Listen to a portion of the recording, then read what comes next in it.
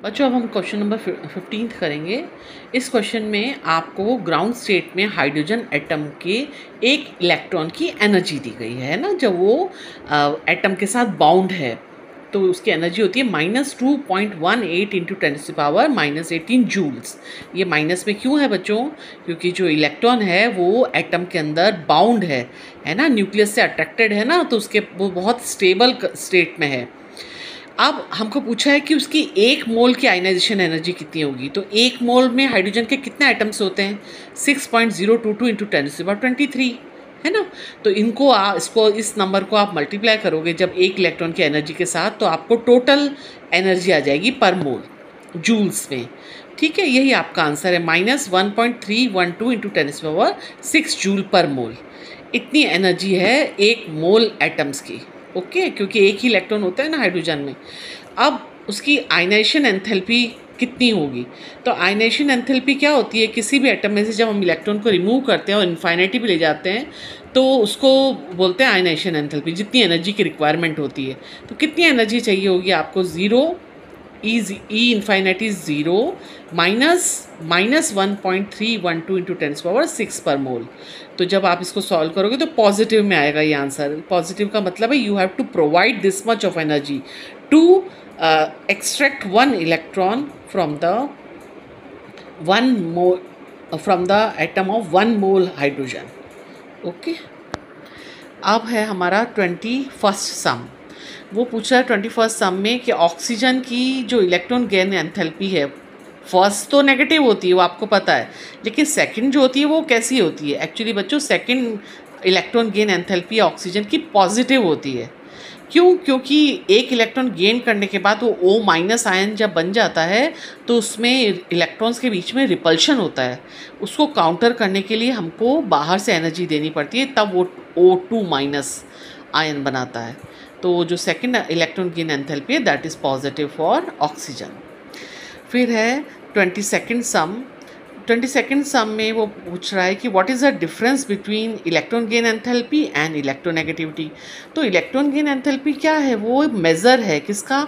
Tendency of an isolated gaseous atom to accept an electron. किसी atom में कितनी tendency है इलेक्ट्रॉन को एक्सेप्ट करने की। कब? जब वो एक आइसोलेटेड गैशियस स्टेट में है।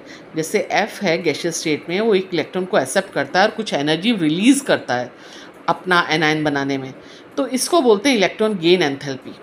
ओके, और इलेक्ट्रोनेगेटिविटी क्या है? Electronegativity is the measure of the tendency of an atom in the chemical compound to attract the shared pair of electron. जब एक कंपाउंड में दो एटम्स या दो एटम मिलके मान लीजिए एक बॉन्ड बना रहे हैं, शेयर्ड बॉन्ड, कोवेलेंट बॉन्ड, तो इस बॉन्ड में जो शेयर्ड पेयर ऑफ इलेक्ट्रॉन है ना, देखो हाइड्रोजन और क्लोरीन के बीच में एक शेयर्ड पेयर ऑफ इलेक्ट्रॉन है। एक जो भी इन दोनों में से ज़्यादा इलेक्ट्रोनेगेटिव होगा वो उस शेयर्ड पेयर को अपनी तरफ अट्रैक्ट कर लेगा। इस टेंडेंसी को इलेक्ट्रोनेगेटिविटी कहते हैं।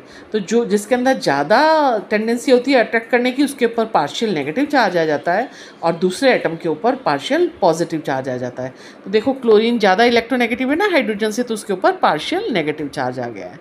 अब 23rd क्वेश्चन है कि इलेक्ट्रोनेगेटिव जो नाइट्रोजन की है वो पॉलिंग स्केल पे उसको 3 मेज़र किया गया है।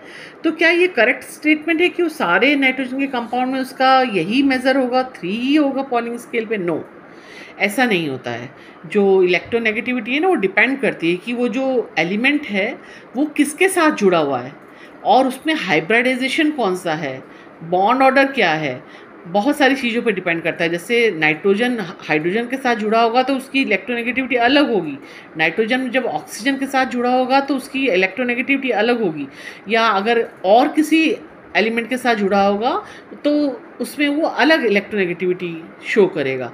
तो ये पॉलिंग की स्केल पे उसके मेज़र हमेशा 3 नहीं होता है बच्चों, बदलता रहता है।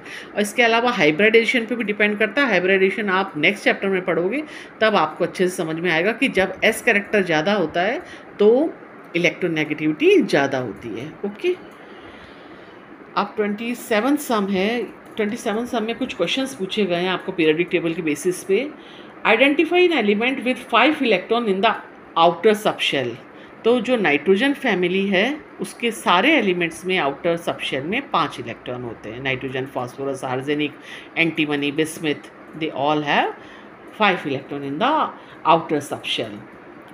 दूसरा क्वेश्चन है identify an element that would tend to lose 2 electron. तो कौन से एलिमेंट्स की ये टेंडेंसी होती है लूज़ करने की, 2 इलेक्ट्रॉन लूज़ करने की? एल्केलाइन अर्थ मेटल्स की. Magnesium, calcium, strontium, barium, they all make 2 positive ion. Okay. C है identify an element that would tend to gain 2 electrons. तो ऑक्सीजन फैमिली के oxygen, sulphur, they have a tendency to gain 2 electrons. They make 2 minus ions. Last है D, identify the group having metal, non metal, liquid as well as gas at the room temperature. तो बच्चों ये ना इसमें थोड़ा सा mistake है, ऐसा कोई ग्रुप नहीं जिसमें लिक्विड भी हो, गैस भी हो और मेटल नॉन मेटल सारे हों. ये 13 ग्रुप जो है इसमें नॉन मेटल है और लिक्विड भी है, गैलियम, लेकिन गैशियस कोई नहीं है. तो 13 ग्रुप ऐसा ग्रुप है जिसमें नॉन मेटल है बोरोन, मेटल है इंडियम और थेलियम, और लिक्विड है गैलियम, लेकिन गैस कोई नहीं है.